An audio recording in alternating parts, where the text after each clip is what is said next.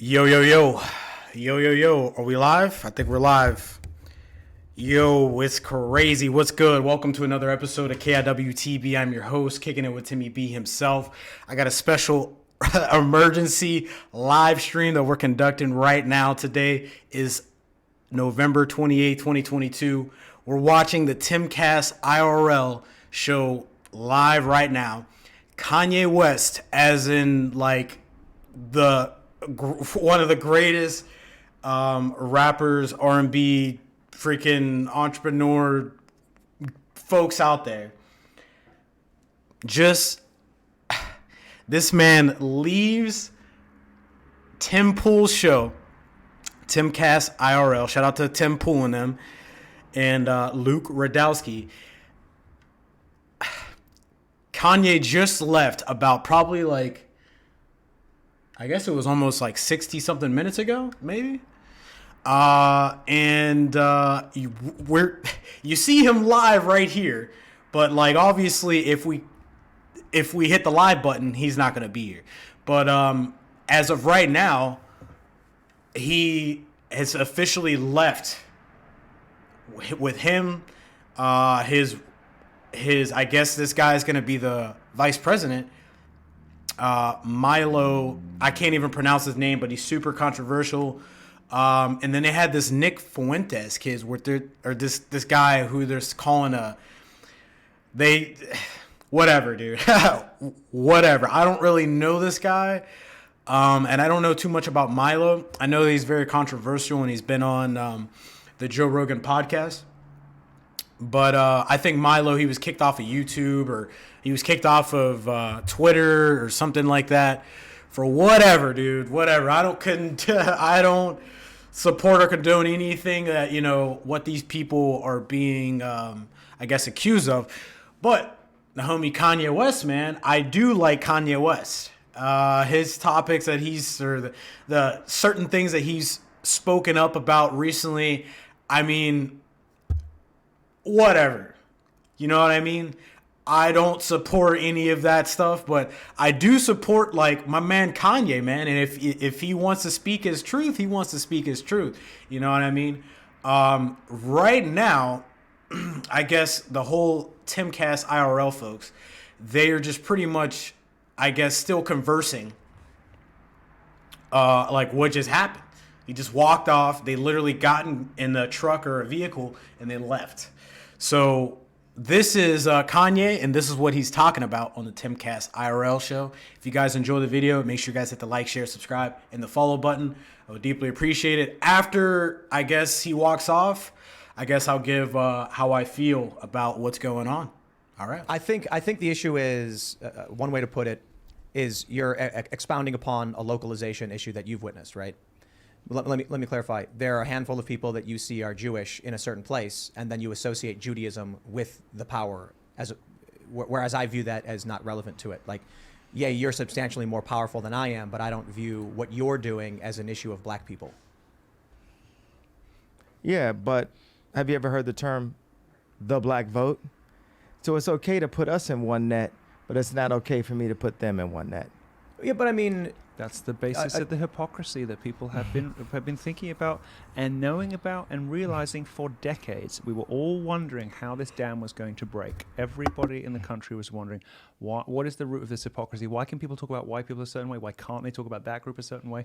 And the wretched and wicked and oppressive prevailing orthodoxy of cancel culture, well, it turned out that the one thing that was going to break the dam was the biggest star in the world, and it took the biggest star in the world to do it. And now the dam is broken. So let me tell you my issue. I don't like identitarianism. You guys are familiar with what that is? Well, they started it, and they've been visiting on us. We're trying to break it. When I was asking you about running for president, you immediately said, well, you'd be good for the black vote. And I said, is that because I'm black? No, not just because of that. So is that, are you doing the same thing? I didn't say that was the only reason. I said it was because you're personable to the common person, and you probably would do well with the black vote. Absolutely. Just because I'm black, there's a lot of black people that don't like me. Of course, I think race plays a role in a lot of things. Absolutely, and I think that I think the construct of race has really been forced upon us as just something for us to be woke about and just constantly talk about and use it as these like walls. Couldn't you say the same thing about Judaism?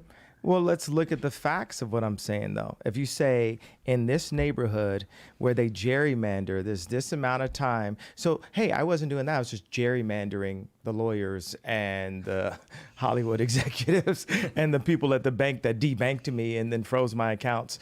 You know, it's like we want to jump into protecting the idea that we can't put a net around something, right? But that's been my job as a producer, to take,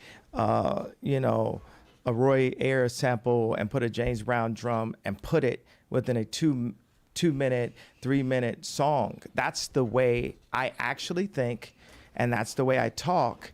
And now this morning I found out that they were trying to put me in prison because what they did was I moved $140 million into JP Morgan. And I said, I want to talk to Jamie Dimon. Like, look at me. I'm just going in naive, multi-billionaire. Like, maybe Jamie Dimon will let me in on some deal flow. Wrong. And I'm just like banging my hands like, I want to meet with Jamie. And I start complaining online. And then they debank me for complaining. And so I'm about to get debanked. They're like, you need to go to Trump's, the bank, AXO, whatever, you got to go. And I'm like, I've been trying to buy my own bank for the longest. And then we figured out how to get my own bank. It's like 50 million, 75 million. So I'm about to buy my own bank. But then as they're about to take the money out, here comes Adidas with a $275 million bill for marketing funds that they agreed upon. Because I said to them, hey, I'm the marketing, give me the marketing fund, which proves by the response they got when they stole the designs and said, we're going to not call them Yeezys anymore. So this is what I was already fighting Adidas for. So I'm fighting Gap, get out of Gap, fighting Adidas. And then I deal with this little bit of noise from, Zionism from the fashion world, where they use this plant named Gabby, who's obviously like some kind of CIA agent, knows nothing about fashion. This is a certain thing. When someone can't dress, you know that they're not like a fashion person. They're just there as like the society, like the control that they try to use with celebrities, which has now been broken, right? Because where it broke. Okay. I want to get on like LeBron in a second, but I'm going to come back to this and just talk about this morning where, I'm not going to mention her name because she's a nice lady, but someone at Cohen Resnick tells me, and I tell all of my finance people, never use the term a lot. But they said, okay, you're going to have to pay a lot of taxes.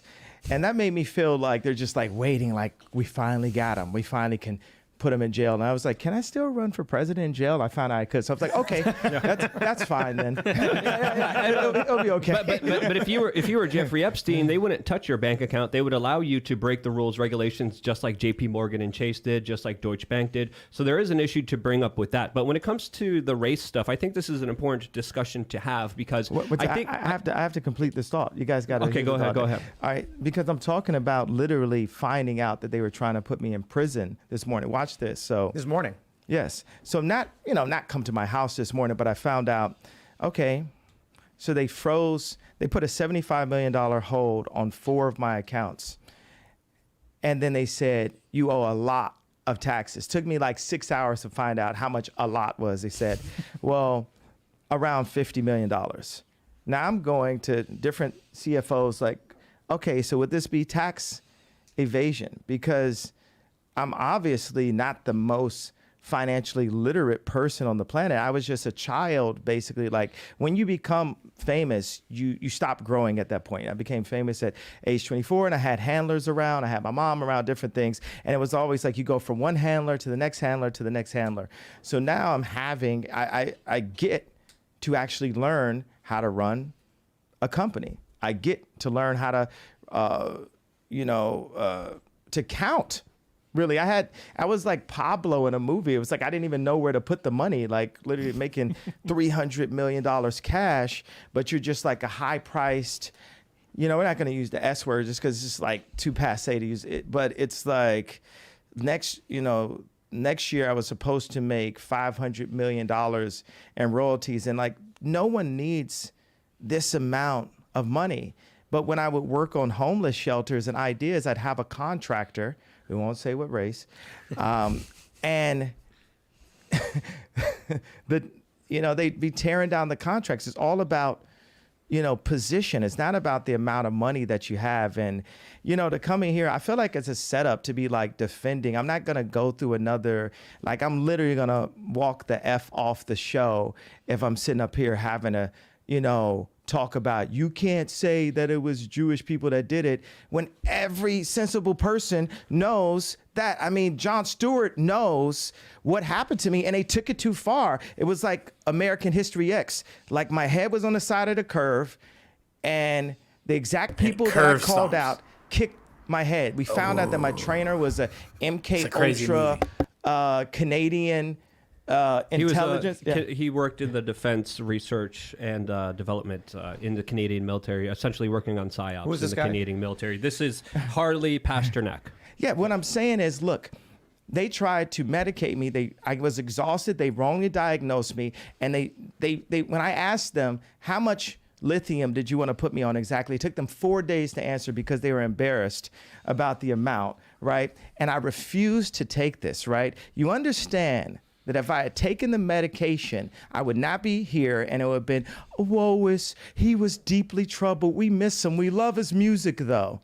Well, they would have Britney Spears too.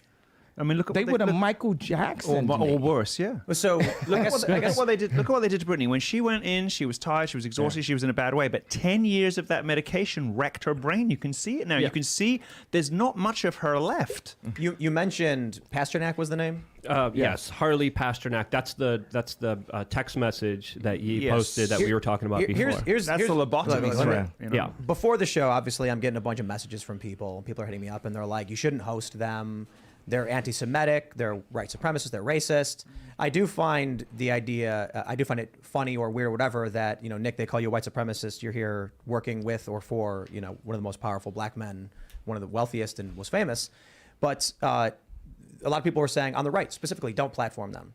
And I said, well, I want to understand what they're thinking and why they're thinking it. They're they're involved in what may be the biggest news story of the past week, and we have an opportunity to sit down and talk. Because with the them. red media controls both sides. It just said it as simple as possible. Jared Kushner was next to Trump. Ron Emanuel was next to Obama. But see, since 1940, go ahead. I was going to say, isn't that an issue of these individuals? Like you're extrapolating. I'm going to order with the last of my money that's available in a different account. I'm going to order a PJ before I sit and have another Lex Friedman setup conversation. When I'm literally they're trying to put me in jail for my opinion. But I get that. I'm not going to have that opinion. I don't care about people. Those are bots that are trying to tell you. We realize, look at Pence. He sold Trump out. You get what I'm saying? It's like, I would have never wanted to do anything that hurt Trump. I'm on Trump's side. Trump said things that hurt me. He lied about me, but I mean, he's known for lying. And when people used to tell me that, he's a liar, it's like, I went into the trenches for Trump. That's another conversation. There was no one in my position that wore that hat. And all of my surroundings exhausted me. It was like death by 1,000 questions. I know I'm jumping to another thing, but what I'm saying is, I know you got a rep for your people online, but it's you got a person in real life that I'm not with it, bro. I lost the money for the freedom of speech, and that's what makes me the only American that we know that really deserves to run the country, because everyone else, your boy DeSantis, Trump, whoever they raise in a petri dish over on the Democrat side is going to play the game. Look, and, here's what I was trying to get to. Yeah. You went right into the anti-Semite thing. I think it's something that should be talked about. But if you start bringing this up, you're going to ask my opinion on it. I'm going to disagree with you. I didn't ask your opinion on it. You jumped into it. But I don't care about your opinion. I like your opinion on how we win an election, but I don't care about anybody's opinion, bro. I lost. They tried to put me in jail. They blocked $2 billion I had. Like what I told Farrakhan, I said, look, is it anti-Semitic for me to say his name out loud? Like I told minister. Yeah, the minister. Like I told Obama met with him too. Oh, he was. Yeah, I mean, the Jewish people allowed Obama to meet with the minister. So Farrakhan said, well, did he have the money? The contract for the next 4 years, if I hadn't done anything, would have been $500 million a year for 4 years. What I was fighting for was the IP so my children could, I'm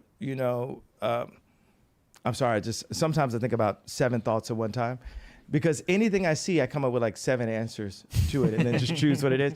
But the thing is, when I said my children, the reason why my brain kind of blocked, because it's like God is saying, your children are going to be okay. Baby mama's got money, right? God is using me. He's breaking me down, removing all of the, richest person, all of this, so I can serve him. And the more and more those things are taken away from me, the more I can be empty and be a vessel and be able to be used. And right now, it's like, you're not going to take, if we can't, you're not going to take my pain away, right? The Jewish people say, it's the Holocaust, this happened, and you can't say anything about it. We can't take their pain away. No one's going to denounce the fact that they tried to lock me up. That's what, because every time I'm just holding stride, and it's like, I thought I was more Malcolm X, but I find out I'm more MLK, because as I'm getting hosed down every day by the press and financially, I'm just standing there. And when I found out that they tried to put me in jail, it was like a dog was biting my arm, and I almost shed a tear, almost, but I still walked in stride through it. Yeah. I think they've been extremely unfair to you. Who was they though? We can't say who they is, corporate can we? press. I'm not using I don't use the word as the way I guess you guys use. I'm talking It is about them, though, isn't it? I mean, because No. because when you think about it, consider it. In 2018, What do you mean it's not? What do I mean? Like, okay, so how about, are you leaving? Are you afraid of the press? He's gone. He said, I'll "Are say you it right afraid now. of the press?" Hey, yo, You that's guys, crazy. you guys want to bring that stuff up, and then Have think the we're not going to discussion. have a Like, conversation. have the discussion. Like you think crazy. Ye's going to come in here and say, "Here's my pain, here's my suffering." I'm going to say, "I hear you," and then he's going to say, "And it was Jewish people," and I'm going to be like, "Okay, but don't you consider?" It's like, I'm not going to do this. I gotta refuse. Go, make sure he's cool. All right, go for it. Luke and I will have a conversation. So I can't say I'm surprised. What do I even do?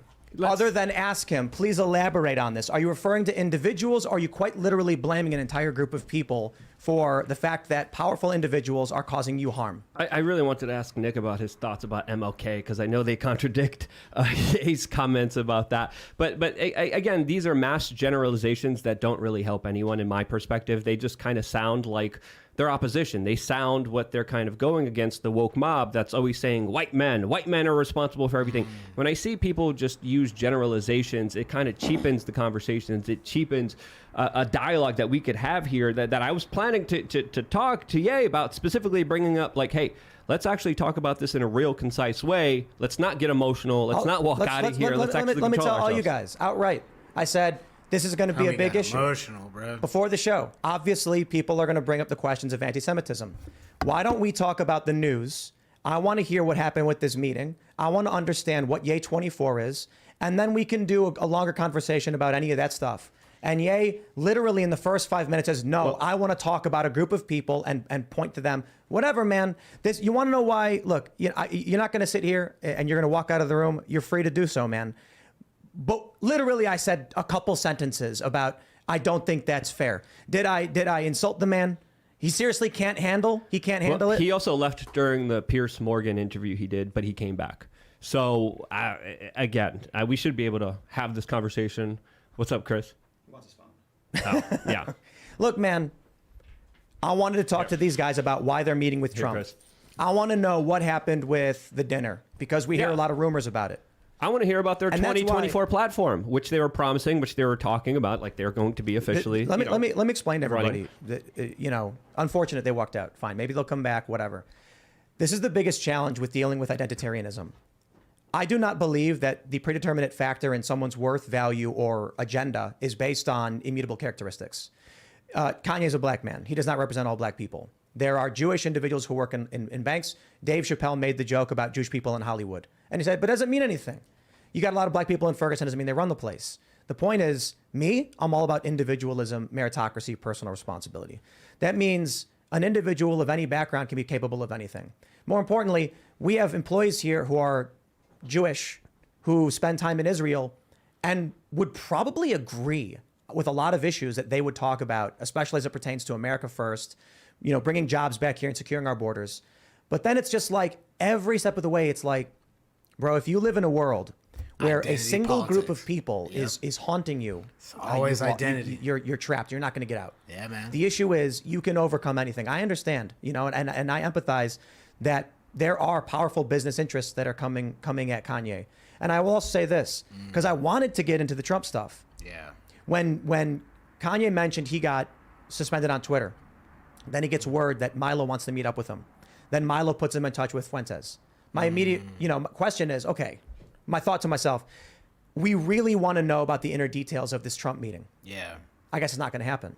My question then is, don't you think that, if Kanye is going to say these things and then immediately start getting involved with Fuentes, that only amplifies the accusations made against him?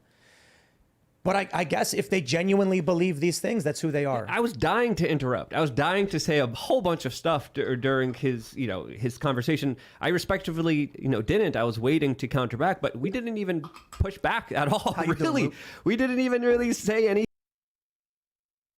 Look, I'm gonna end it there for that. But my thing is, like, I got so many questions. There's so many questions that are left unsaid. In my personal opinion, like, I feel like this would have been a dope podcast if Kanye would have just kept his cool and just, kept his cool and talk to people. You communicate, you listen, and you communicate with people. This isn't just a one-side thing, dude. No one, I don't want to say that nobody cares, but it's like, bro, just because you're Kanye West doesn't mean that everybody has to shut up and just listen to you, dog. Like, hey, man, I want to listen to you. I wanted to shut up and listen to you. But when you come on a podcast like this where they're talking about politics and the news, you want to talk about the news and the politics. No one wants to hear this, and that about blah, blah, blah. It's like, just like Tim said, man, we could talk about that, but let's talk about the big news about what's going on with X, Y, and Z. And then once we've got those topics off, then we could go on that. Because my personal thing is, like, I would have loved to hear what everybody's point of view was. I don't know who this Nick Fuentes is. There seems to be a lot of negative pushback on him. I would have loved to hear what this Nick Fuentes' mindset or perspective on whatever, like, society, the way the state of the world is, or whatever the news that he was going to bring up. I would love to hear the point of view of Milo. I don't really know too much about him. I would have loved to hear that. I mean, to be honest, all jokes aside, this dude, he looks like a wannabe Elon Musk. I'm not even gonna lie. He looks like a wannabe. It literally looks like he's trying to be like Elon Musk so bad. He got the little hair, he got the South African accent and everything or whatever. He just, whatever. But I would have liked to hear what Kanye, I would have loved Tim Pool and Luke Radowski to, like, hit Kanye with some real good, interesting questions about the state of the world. Put all this other stuff that you've been saying aside, because he goes off on these rants, man, and it's just wild, dude. Like, I love the rants, but it's like when somebody asks you a question, bro, stick to the question, dude. Don't go off on a rant that has nothing to do with it. It's just like, stick with the question. So anyway, I would have loved to hear everyone's perspective on it, but I would have really loved for Tim and Luke to really get Kanye to answer some of these, like, really hard or difficult questions that, like, are really difficult to talk about on YouTube without getting, demonetized or banned or stuff like that. Like, dude, we'll never know. We'll never know. He just walks off. They get in the car and just leave. And I'm like, hey, man, I mean, if you feel like the two girls come in from Tim's show, they come up and they talk about pretty much like how it looked like Kanye was kind of like uncomfortable or something and whatever, and said that he would come back and everything like that. I mean, dude, it's crazy, dog. Like, it's crazy to think that, like, that just happened. Like, this just happened. I mean, Kanye goes on Piers Morgan's show. He walks off. He went on Lex Friedman's podcast. We did a freaking... we did a video on that. Definitely go tap in on that. But he didn't really leave on that. But, like, this guy's so emotional, dude. Like, I thought I was an emotional person, dude. Like, this guy is so emotional. And maybe that's just because of all the stuff that's going on with his wife and the Pete Davidson thing and losing the Balenciaga and his whole his record label and the Adidas thing and him with the whole, like, him bringing up a certain religion or group of people who represent a religion. And I mean, there's a lot going on, man. There's a lot going on. And he's like a millionaire or whatever. He was a billionaire. He's got so much things going on. So, like, but my thing is like, dude, you just, like, why would you even show up to this podcast then if you're just so easy to, like, set off? Obviously, like, see, my thing is like, how did he even know about this show? Because I mean, I'm sure it is a very popular show, but how did Kanye even find out about this for him to be showing up on it? And like, another thing is, I didn't even know this was even happening. Like Tim does this show, I think is Monday through Friday or Monday through Thursday or something like that. And the guests, it's never really talked about, like, who he's having on sometimes. This was crazy. This would have been a banger. There was 95,000 people watching this at the time when Kanye he had already walked off. It was 95,000 people watching this. Now there's 34,000. It completely lost his interest. But I just want to go back. Dude, there's so many questions. There's so many questions. I think what Tim brings up about what Tim and Luke brings up about the taxes thing. Because, like, one of the ladies comes up and they go, well, what did he mean about, like, he was... I guess earlier today, like today, the 28th, he was supposedly, there was some threat of him being taken to prison or something like that. He mentioned something about Adidas hits him with some kind of, like, taxes or he owes Adidas money for the marketing, because he said something about how he was working this deal out with Adidas and about the marketing for his shoes or something like that. So he goes,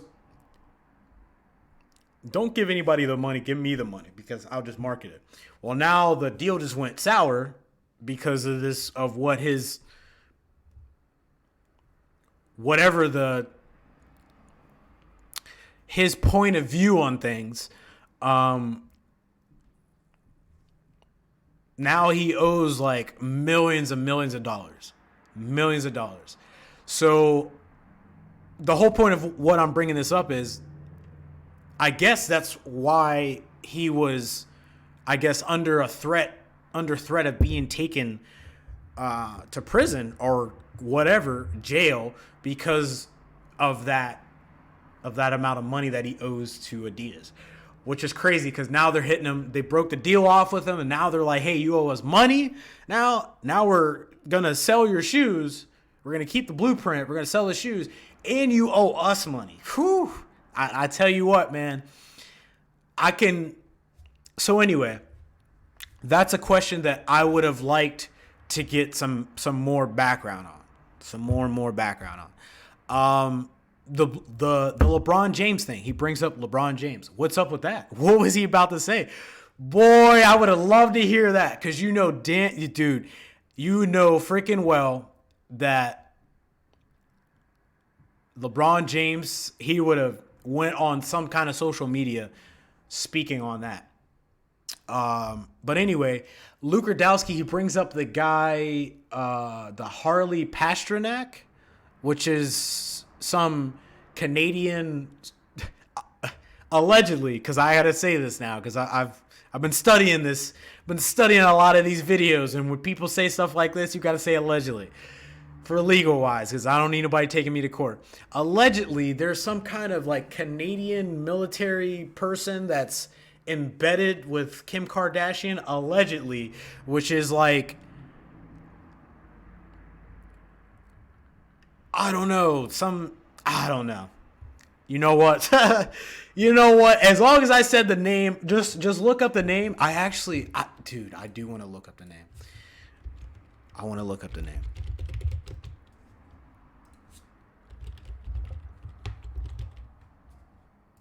He's a personal trainer. Yes, I've heard Kanye mention him many of times. Apparently, this guy is like allegedly some kind of Canadian. He was in the military or something. Threatens to institutionalize Kanye West back to zombie land. Oh, whoa. What was that on? That was page 6. Okay. So supposedly he's like the personal trainer or fitness of Kim Kardashian or something like that. And he's like embedded into her life, and I guess feeding her some kind of craziness or some kind of stuff. It's wild. I would have loved to hear more about that. I mean, and what else is going on? And then the whole Trump dinner. So the Trump dinner happened yesterday, and I guess Kanye West pulls up with Milo and Nick Fuentes to this Mar-a-Lago dinner that Trump was having. And I guess like there's a lot of talk of like, or Donald Trump's receiving a lot of backlash about how this Nick Fuentes dude is like racist or something, or he's like I don't know, man. Like, and Tim was trying to get Kanye and all Nick and Milo to like communicate on what happened. Like, what was Trump kind of like, why was he like, what happened? What happened? We want to know what happened.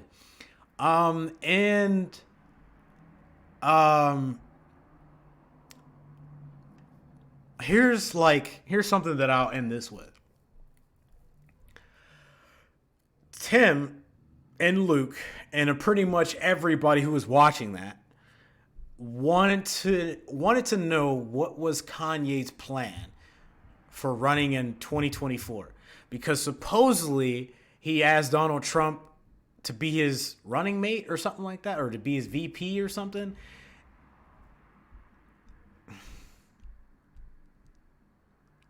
So I'm trying to think like how to word this.